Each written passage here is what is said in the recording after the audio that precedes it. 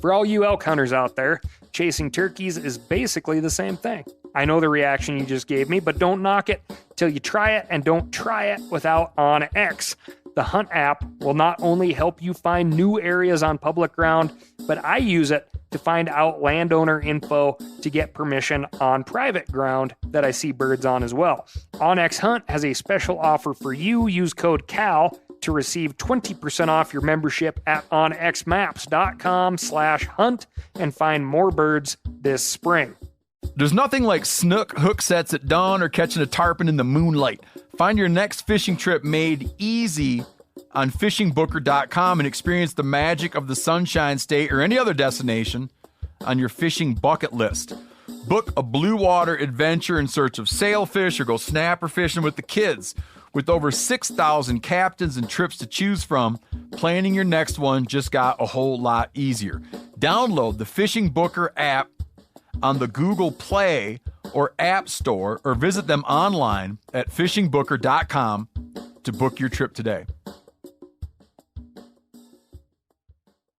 Hey, I just sat down with the owners and operators of Maui Nui Venison. They're on a mission to balance axis deer populations on Maui while giving back to the community and run a totally sustainable operation. For folks like me who want to get your own meat but aren't always successful, you can become a snack subscriber, get some axis deer sticks sent right to your door. Visit MauiNuiVenison.com.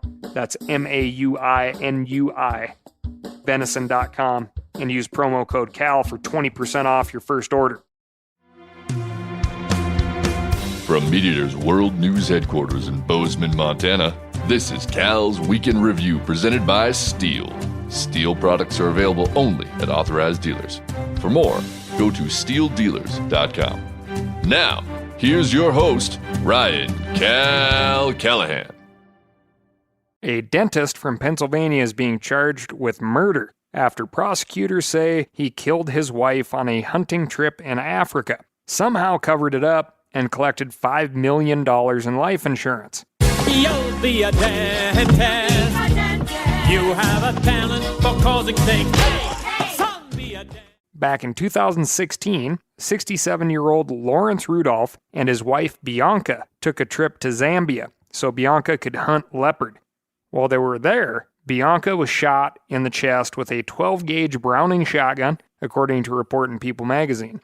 Lawrence told the police it was an accident, he was taking a shower when it happened, and he said his wife shot herself while trying to put the shotgun in its case, which had been loaded from the hunt the previous day. At the time, Zambian police, as well as insurance investigators, determined that the doctor's story checked out, but that's not where this story ends. Lawrence had his wife's body cremated right away, which, according to one of Bianca's friends, was against her wishes as a strict Catholic. At the time, this friend asked the FBI to investigate Bianca's death because she suspected foul play. She claims Lawrence had been cheating on his wife and was verbally abusive. The situation also aroused the suspicion of the consular chief at the U.S. Embassy in Zambia. He told prosecutors he had a, quote, bad feeling about the situation, and he took photos of the body before Lawrence had a chance to cremate it. He didn't ask the husband's permission, and Lawrence was, quote, livid when he found out. Investigators have also cast doubt on Bianca's ability to shoot herself with the shotgun in question. A Colorado medical examiner said it would have been, quote, physically impossible to fire this particular shotgun from its case and produce the wound seen on the body. In addition, the consular chief who examined the body told the FBI the wound did not appear to have burn marks on it, meaning the shotgun was fired from some distance away from the body. As you might imagine, Dr. Lawrence had vociferously denied these allegations. He's pointed out through his lawyers that none of the initial investigators accused him of anything. He called the current investigation an outrageous prosecution and accused the government of manufacturing their case against him. Lawrence is being charged with foreign murder and mail fraud, and the case has been filed in a federal court in Colorado where one of the insurance companies has an office. The trial is scheduled for February 28th, and remember, innocent until proven guilty. In related news, cat-loving animal rights groups are strangely silent about the dental profession after this trip to Africa, which is odd. Sure, no lions were killed, but, a 60-ish year old lady would qualify as, I'm not going to say it. This week, we've got salmon, legislation, and monkey business, but first I'm going to tell you about my week. And my week included ripping a ramp off of Steven Rinella's snowmobile trailer. Blame it on supply chain or COVID or who knows what. I cannot find a replacement. I hate borrowing things and messing them up, returning them worse than how I got them. So if anyone has or knows of a Caliber V-front ramp shield, please let me know.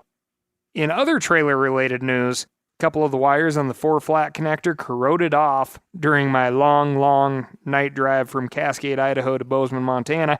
So I did a bunch of driving with my hazards on, which is, makes you feel like a jackass. But when I got home, I did manage to wire up a new 4-flat connector before I dropped it off, which is a small victory, but I'll take it. After I successfully dropped off the snowmobile trailer and snowmobile, full of gas and oil, I might add, I headed out to Sheridan, Wyoming to visit with the crew at Weatherby and check out their new property at the edge of town. We had a great visit, and we gave the dogs a really good workout chasing some planted birds out on the new place.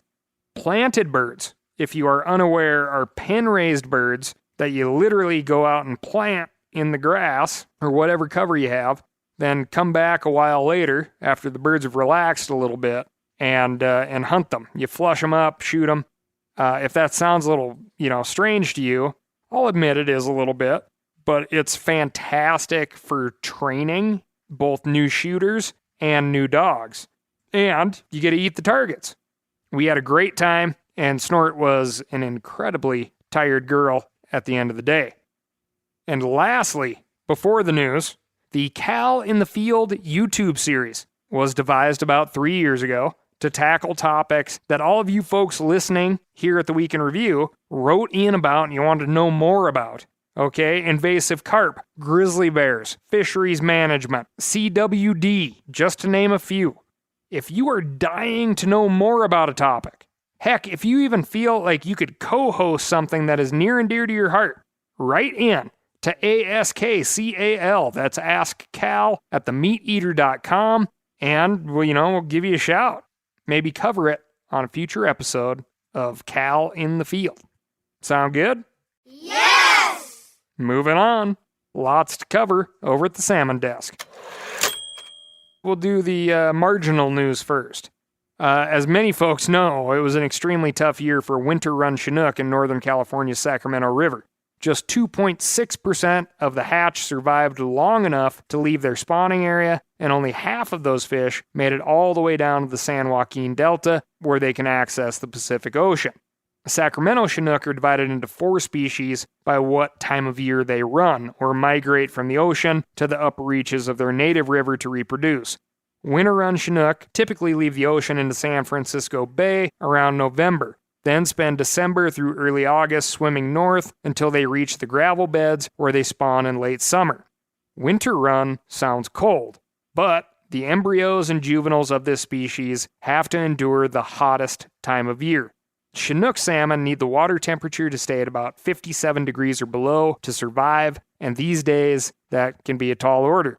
Not only have water temperatures been rising year after year, but the severe drought in 2021 meant that Shasta Lake, the man-made reservoir that feeds the rest of the Sacramento River, reached one of its lowest points ever, and demand for its water was extremely high. Salmon advocates accuse the State Water Resources Control Board, which oversees releases of water from the dam, of prioritizing agricultural interests in the area over Chinook salmon and providing much less cold water than the fish needed. Winter run Chinook were placed on the endangered species list in 1994. As a result, their survival is supported by complex reintroduction plans, intense hatchery efforts, water temperature control devices on the dams below Shasta Lake, and, you can be sure, more legal fights about who gets what share of the dwindling water supply in the area. Moving on. A separate run of Sacramento Chinook has been using delayed migration, which sounds like a tactic you pick up off the shelf, but this is just a human name for something that the fish did on their own. This variety of spring run Chinook typically leaves the ocean in March and spawns in the fall. After spawning, juveniles either migrate right away as young of the year, or they remain near their spawning grounds and start heading toward the ocean as yearlings. A recent study in the journal Nature looked at spring run Chinook from the Mill Creek and Deer Creek tributaries of the Sacramento. In these areas, the late migrators represented only about 10% of outgoing juveniles, but they were about 60% of the returning adult fish. Amazingly, they made up more than 96% of the surviving adults from the most severe drought years. This strategy worked for these particular fish because they were able to wait in the cold water of these upper tributaries before making a break for it. But dams in the area have cut other salmon off from similar tributaries where they used to spawn. I gotta tell you, that last paragraph with all the percentages made me think of that famous line from our good friend Todd Schneider. I can't remember it exactly, but it's something about like 96% of all statistics are made up on the spot. 60% of the time, it works every time. Anyway, how do scientists track these fish travel so precisely, you may be asking? The answer is the fish's ear bones, called otoliths, which add a new layer of very thin tissue every day, like rings on trees or sheep horn annuli, just much faster. These layers consist of minerals from the water the fish are swimming in. Scientists identify the minerals from a particular river or stream in each layer of a fish's otolith, and that lets them trace exactly where that fish went over the course of its migration and how long it stayed in each place from natal tributary to the main stem of the river, to estuary, to ocean, and back again. The otolith is like a passport with a stamp from each body of water, kind of like identifying what happened to you this week by looking at the dust in your ears or the dirt under your fingernails. Further north in California, the dump of precipitation late last year and early this year came right on time for the coho salmon of the Tomales Bay watershed. A quick dip into salmon distinctions, coho and Chinook appear very similar to the untrained eye, but because seasons, limits, and length requirements can be very different for each species, telling the two apart is a big deal for anyone catching them. The best way is to take a look into the fish's mouth. Coho salmon show a distinct banding pattern on the lower jaw. There's a dark band outside the base of the teeth, then a white band or very light band right at the base of the teeth, then another dark band just inside the base of the teeth. On the other hand, Chinook have one uniform dark color across the entire lower jaw, though occasionally it's a little mottled. But back to the Tomales Bay coho. Preston Brown, the director of conservation for the Salmon Protection and Watershed Network, said, "We've seen fish in places they haven't been for almost 25 years. The precip came just as the coho were running, allowing some to reach tributaries in Lagunitas Creek, 13 miles inland. Salmon prefer to get way into these small bodies of water where temperatures are cold from nearby snowpack and the gravel beds are wide, shallow, and relatively clean. Salmon can reach these beds incredibly quick once obstacles are removed, and after the San Geronimo Creek Dam was removed in this area last year, some coho were tracked a mile above where the dam had been, which, again, is awesome." For all you elk hunters out there, chasing turkeys is basically the same thing.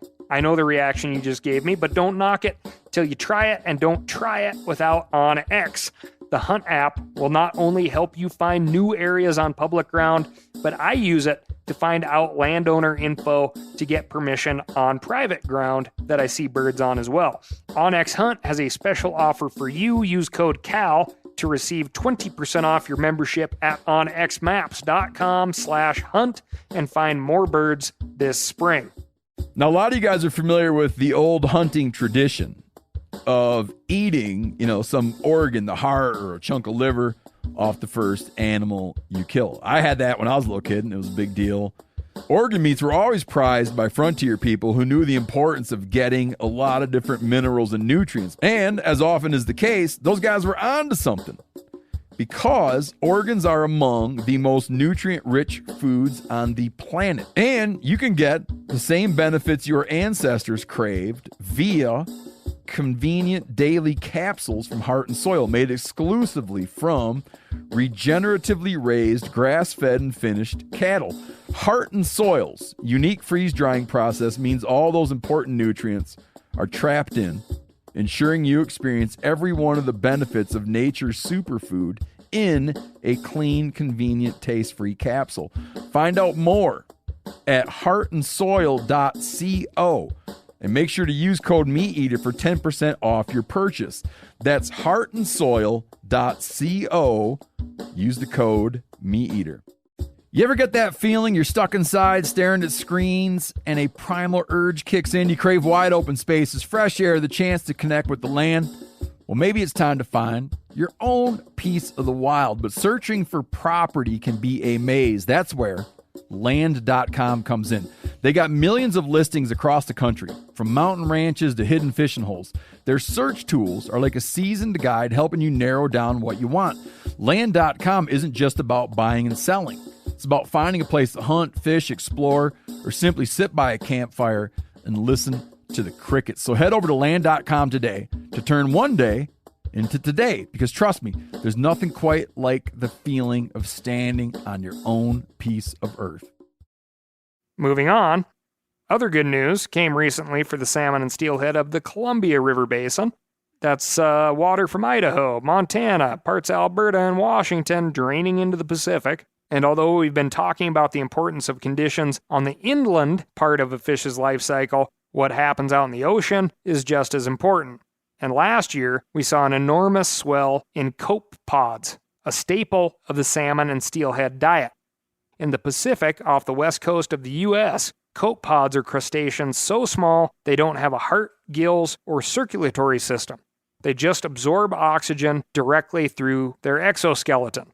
That name, copepod, means oar feet, and their proportionately giant flippers and extremely quick nervous systems help them evade predators. But copepods can only evade so much, and when their numbers boom, fish further up the food chain flourish. The last time we saw such a big jump in copepod populations was 2008, and the following season, more than 300,000 steelhead were counted at Lower Granite Dam on the Snake River in Idaho. That is way upstream for these fish, close to where they reproduce. To give you an idea of how great the 2008 boom was, in 2021, there were only 56,032 steelhead counted at Lower Granite, and the average from the previous 5 years was just over 60,000. So 2008 was an exceptional year. Biologists are very hopeful that we'll have similar booms in the near future. Of course, we have no idea what the future will bring for all these fish, but one thing we know for sure: they are resilient if they can catch a break. Now, I would be doing a serious disservice to all of you if I did not mention some historic figures. Prior to the Lower Snake River dams, an estimated 2 million steelhead and salmon would pass through this same stretch of river. So when we talk about how resilient these fish are, when they get a little break, that historical context is key. Moving on to the ever-popular legislation desk. In Washington state, hunters are working to reinstate the spring black bear hunt that was suspended last year. The hunt, as I covered in episode 137, was not canceled based on science or good conservation policy. Instead, anti-hunting groups fostered a groundswell of emotional opposition to a hunt they characterized as cruel and inhumane. Now, hunters and conservationists are pushing back. MeatEater joined Backcountry Hunters and Anglers, Blood Origins, Safari Club International, and several other groups in filing formal petitions for the Washington Fish and Wildlife Commission to reconsider their earlier decision. Those petitions were successful, and on January 21, the Commission voted 4-3 to begin a rulemaking process that could lead to a vote in March to reinstate the season in May. Stay tuned for the latest updates on that story, and if you live in Washington and would like to get involved, send a message to the Commission today. Staying on the black bear beat, North Carolina is considering a proposal to allow bear hunting in 3 of the state's mountain bear sanctuaries. The policy change was requested by the U.S. Forest Service in response to increased bear-human interaction as bears become more habituated to getting food from sanctuary visitors. The North Carolina Wildlife Commission supports the proposed change, and they're currently accepting comments from the public. If you think this is a good thing, you had better comment. There's probably going to be a few comments that don't agree with you. In Louisiana, the Wildlife and Fisheries Commission is asking for public input on a slew of new changes to turkey, migratory bird, and other hunting policies in the state. Among the list of changes, the commission would allow electronic tag and validation procedures for deer and turkey hunting, open hunting in some wildlife management areas, restrict hunting in other areas, and open all of Caddo Parish to turkey hunting. To check out the full list and submit your own comments, visit wlf.louisiana.gov.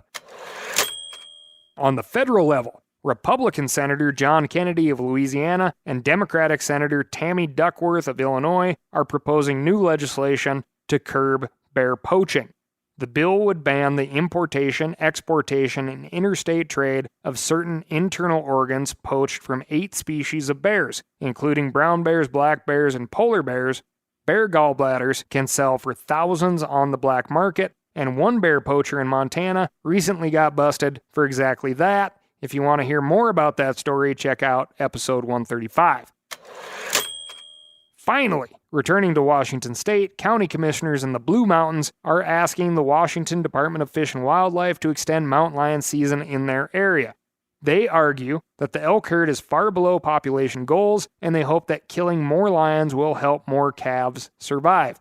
If you live in Washington's Asotin, Garfield, Columbia, or Walla Walla counties, reach out to the Washington Department of Fish and Wildlife and let them know what you think.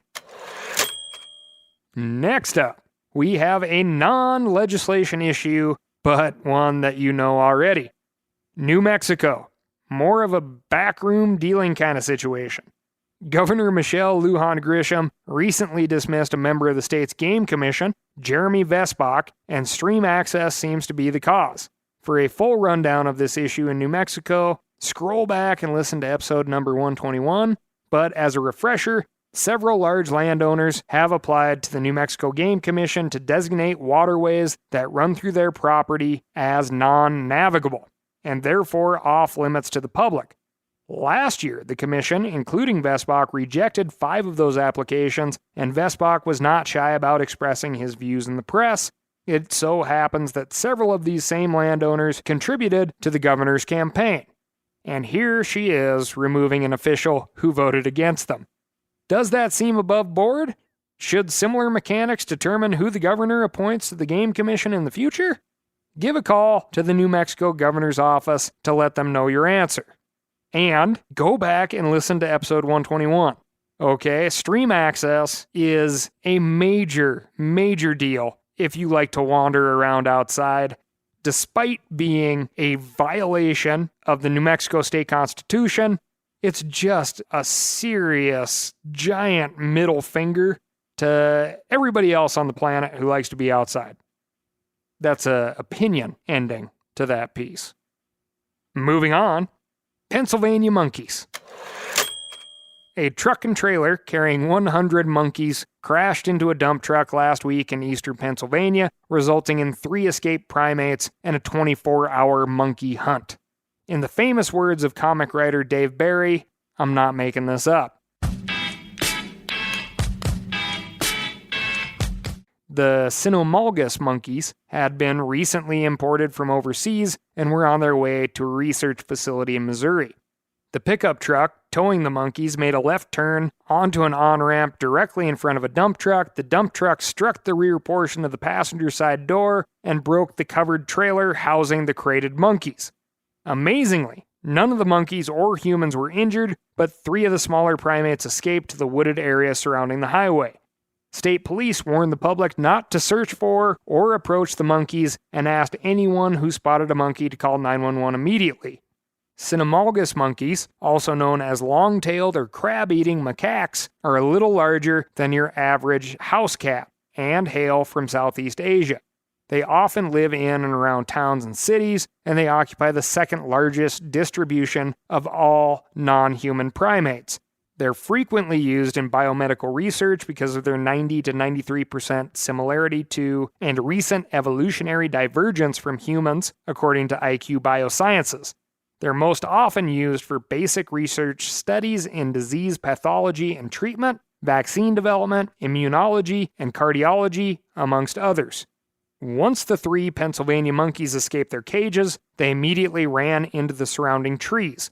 Cull said he didn't see any monkeys running around when he arrived on the scene, and state police posted images of the primates sitting in pine trees. State police brought out a helicopter fitted with thermal imaging cameras to aid in the search. After about 26 hours, police confirmed that all 3 monkeys had been accounted for. According to Valley Township Fire Chief Mike Cull, law enforcement secured 2 of the monkeys the day of the accident, and the last was taken in after being spotted by a private citizen the next day. All 3 were euthanized. Why? Because nobody wants to turn into zombies. We've all seen that movie.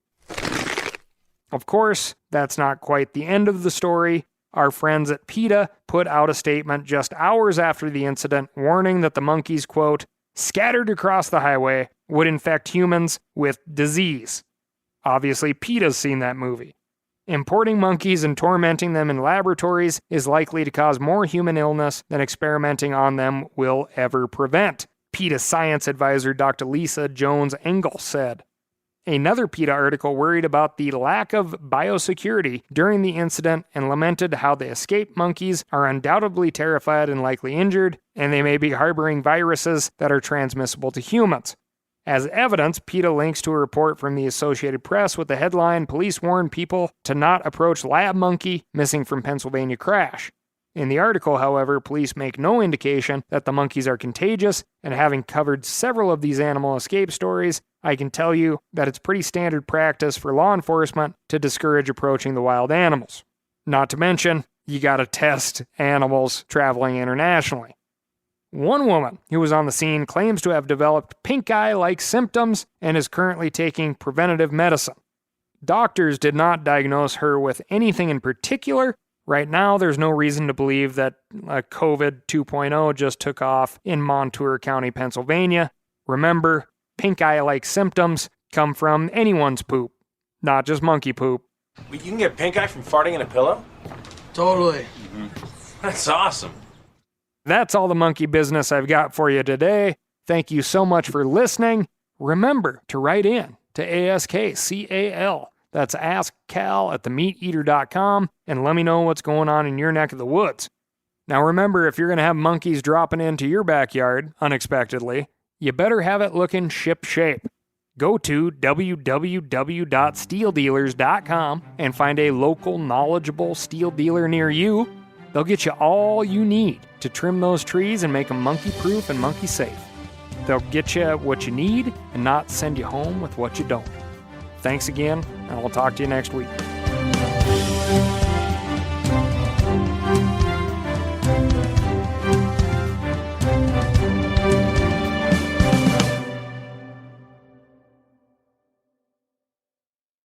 I'm sure a lot of you guys remember the old ceremonial hunting tradition of eating the heart out of the first animal you kill.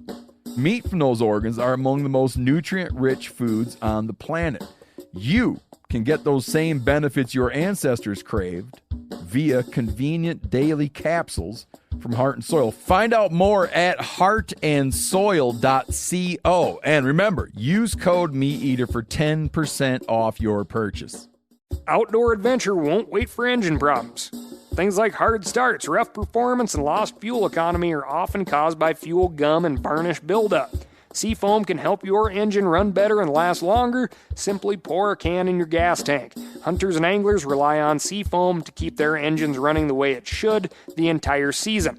Pick up a can of Seafoam today at your local auto parts store or visit SeafoamWorks.com to learn more. That's SeafoamWorks.com to learn more.